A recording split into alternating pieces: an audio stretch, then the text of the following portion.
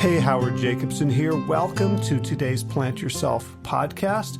A quick reminder, this podcast is free for everyone and supported by patrons. So if you would like to find out about becoming a patron of the show and helping us out, helping defray the cost, helping to spread the message, you can do so at plantyourself.com/gift. Thanks so much and enjoy today's episode. Hey everyone, welcome to another lockdown episode of the Plant Yourself podcast, COVID-19 edition, USA lockdown day 6 maybe. I'm going to stop counting because it's getting harder and harder. Today's Wednesday. I know it's Wednesday because I woke up with an urge to go to the dump, and the dump is closed on Wednesdays. So I know whenever I think I should go to the dump today, then it must be a Wednesday. Went yesterday, so the urge to go to the dump has nothing to do with the amount of garbage and recycling that we have to move out of the mudroom. It's just perverse. It's just when I can't, then I must. When I can't, then I want. You might have been experiencing some of that over these few days. There's places that I want to go that I would never go if I could.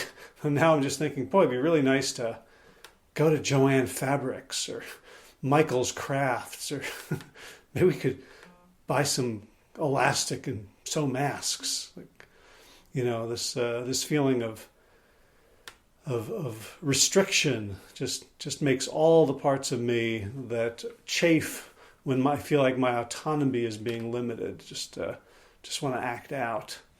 Yesterday was a good day physically. I didn't do a lot of thinking work aside from yesterday's podcast. I'm finding it really, really hard to concentrate mentally. Physically seems to be somehow easier.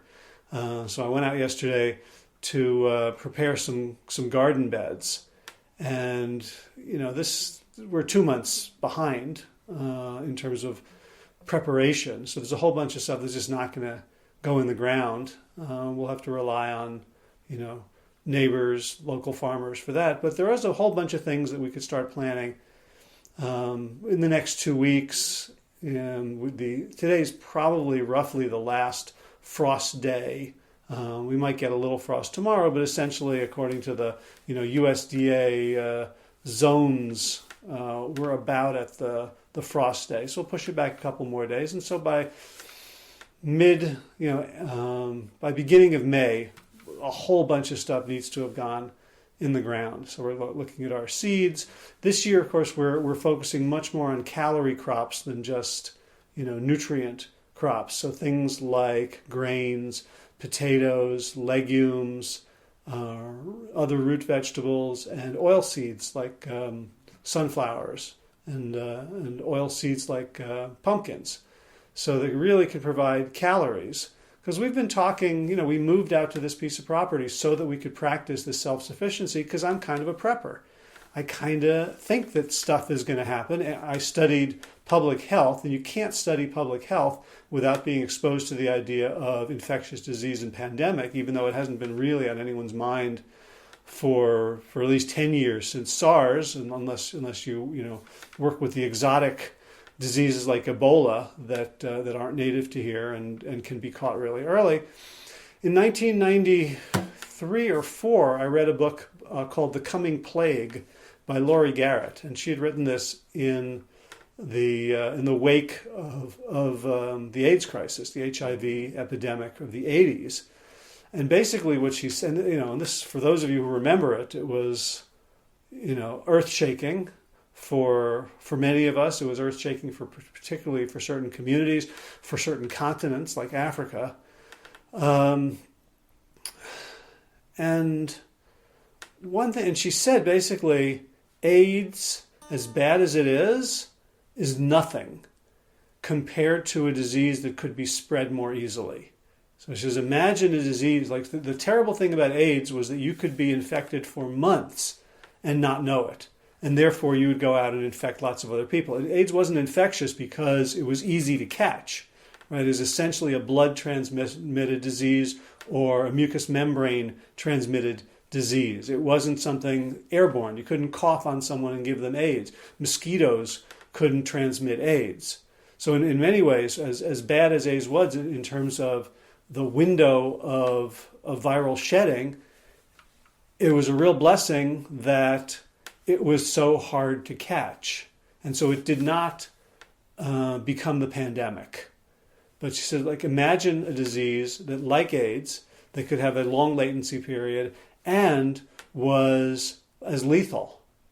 So that book, long book, lots of references. It was in my second year in public health school that I read it. Really shook me, and just looking at the history. So when you look at the last, the years I've been alive, from 65 on, we haven't had a terrible flu. We haven't had a pandemic like that.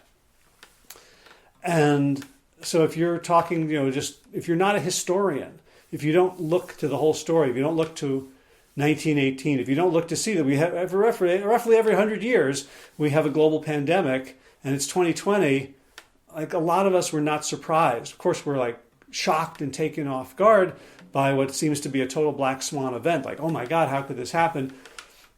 But, it's like the lottery. Your chances of winning the lottery are almost nil, but someone's going to win just about every lottery. So for them, that the black swan event, from your perspective, is actually a daily occurrence, not even remarkable. So that's kind of what this is. And so we moved here because we thought, I don't know if it's going to be terrorism or a global pandemic, or the income inequality is going to become so bad that we're going to have, a revolution or a recession.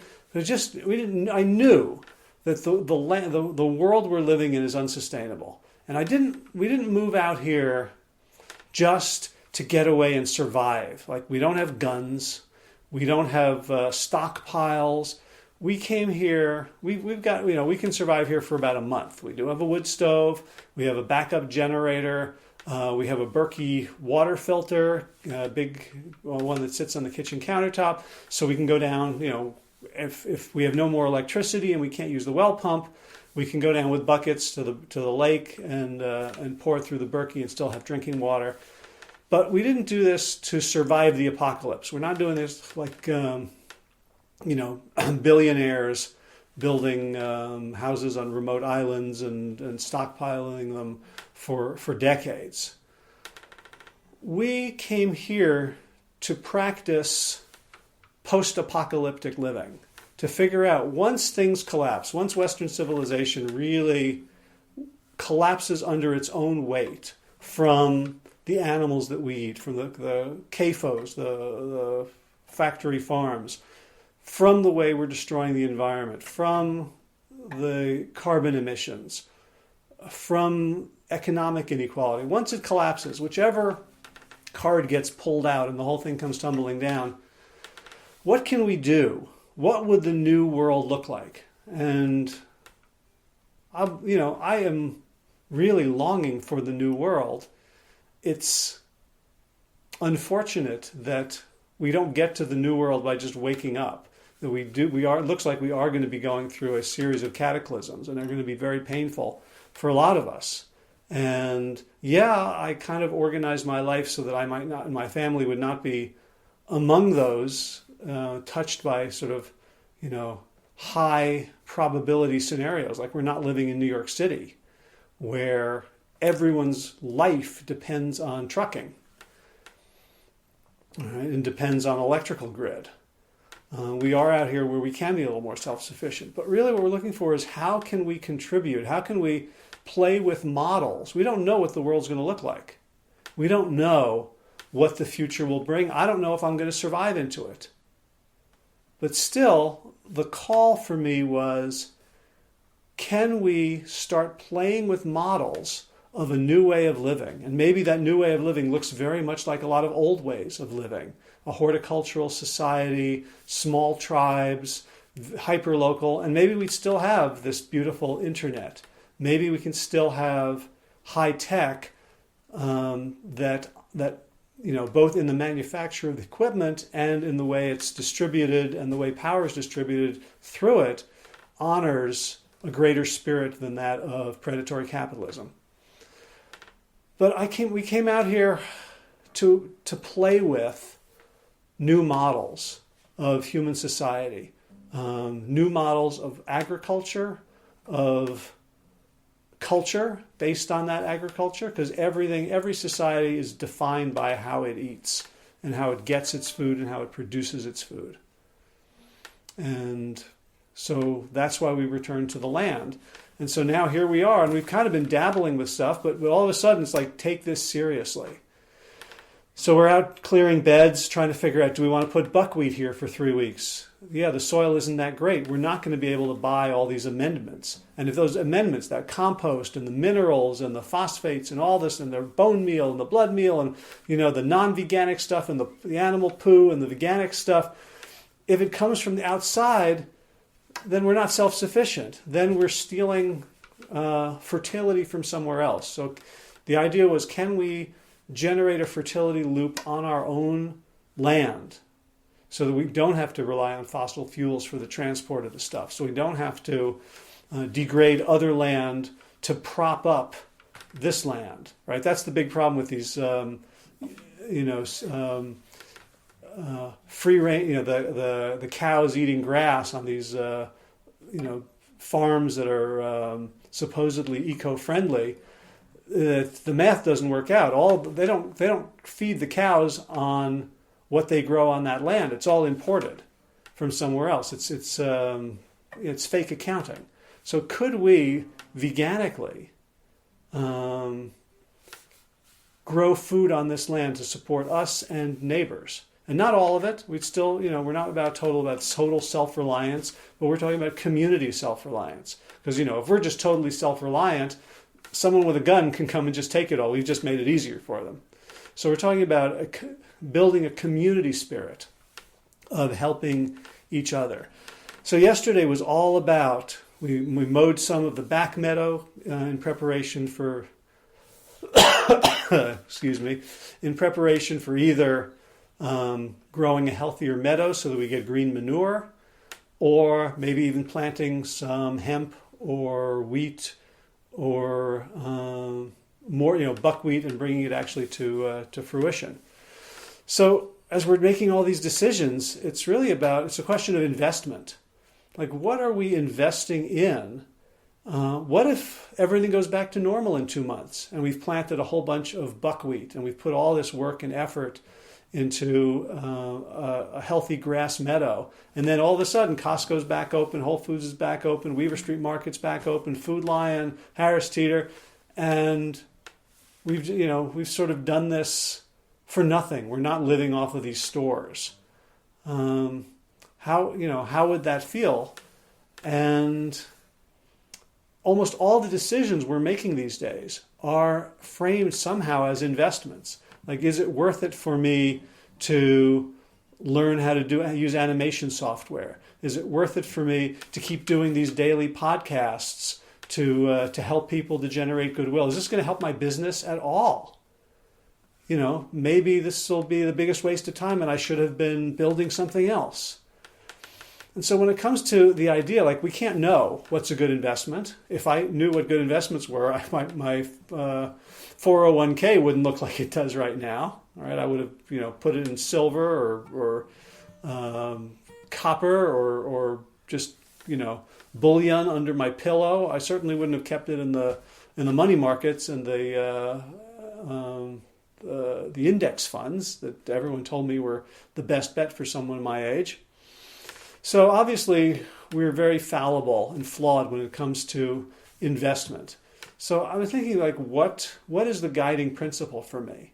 And it is that thing about, I don't know what the future is, but I want to create, and create as in creativity, I want to put forward a model of how things could be in the future, a model of how things could be better. Even if I don't survive, even if this doesn't turn out to be the apocalyptic pandemic that it looks like it might be, we might just go back to normal. They might find a vaccine. They might find a cure. All right, we don't know.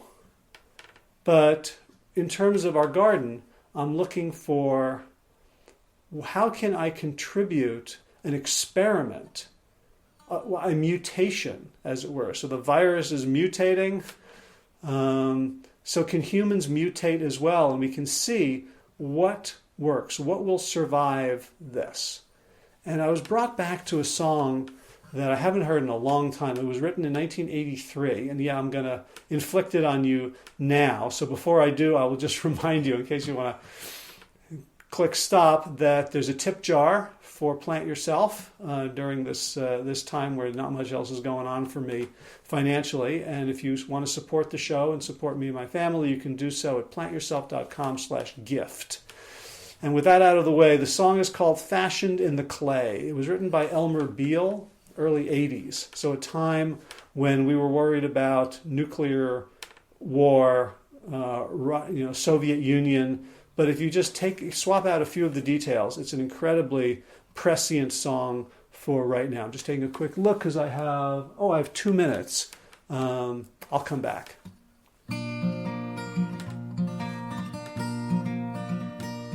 When it seems like everyone is worried for themselves, making plans for fallout shelters, stocking up the shelves, living in the fast lane, staying high at night, thinking that by accident we'll blow out all the lights. Look now at the potter whose wheel is spinning round, shaping with her hands the past and future from the ground.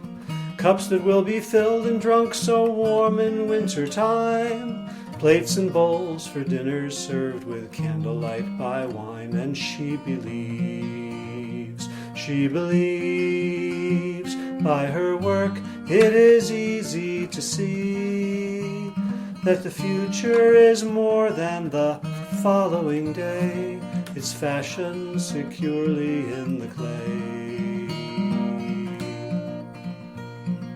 Come and see the farmer working in his fields, hoping for the sun and rain to guarantee his yields. Like a seed the wind has blown to unfamiliar ground, he waits to see what fate will bring as each year rolls around. And he believes by his work it is easy to see that the future is more than the following day. It's fashioned securely in the clay.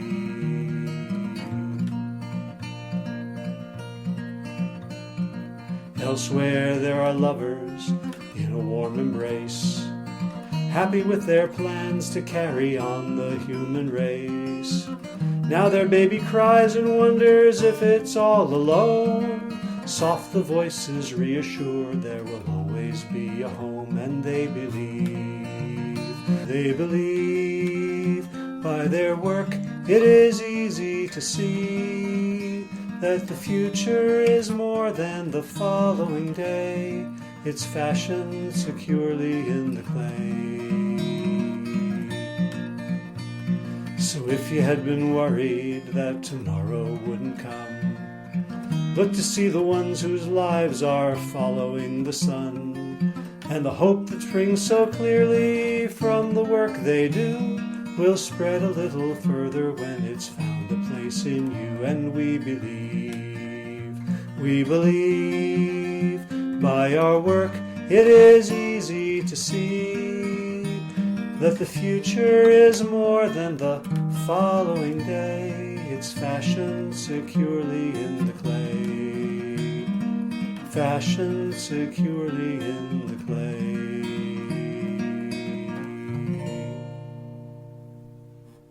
So the future doesn't feel secure to me. My future, any particular future. But I do have faith that there will be a future, and it might not be the one that I envision, and it might not be the one that includes me, but by contributing my own best guess, by contributing my own creativity to the problem of how humans can live harmoniously on this earth with each other and with the rest of creation, that's what I'm investing in. And I'm curious for you, where are you putting your investment? If you have any extra time, if you're not a healthcare worker working 18-hour days, if you're not doing your normal thing or doing more of it or doing extra or hustling, if you have time and space, what is your investment philosophy? I'd love to know. You can let me know in the comments, on the blog, on plantyourself.com, on the Facebook page, facebook.com/plantyourself, on Instagram, Ask Howie, or just email me, hj@plantyourself.com.